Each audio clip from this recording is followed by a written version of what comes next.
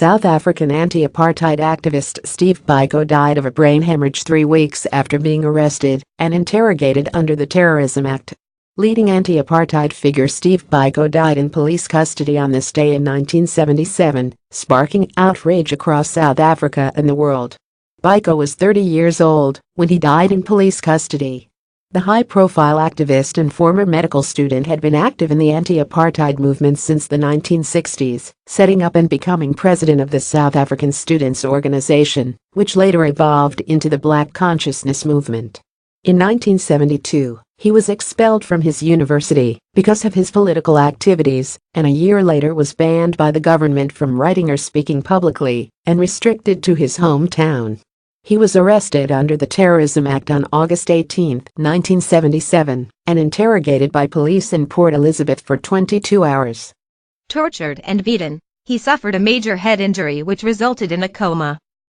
On September 11 he was transferred, naked and shackled, in a police van to Pretoria Prison, over 600 miles away.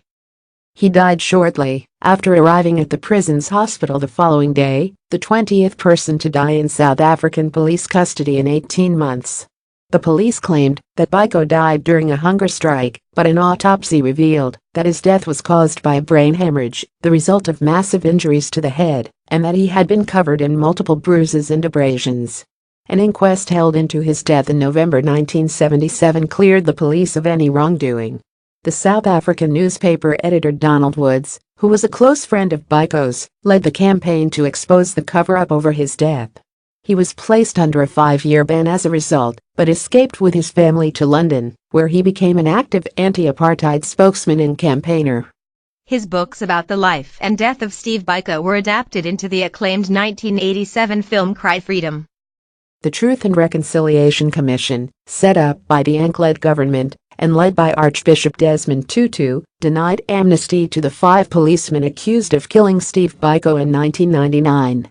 In 2003, it was announced that they would not be prosecuted due to insufficient evidence and because the 20-year time limit for prosecution had elapsed.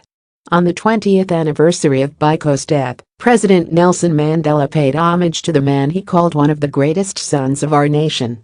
It is the dictate of history to bring to the fore the kind of leaders who seize the moment, who co-hear the wishes and aspirations of the oppressed, he said.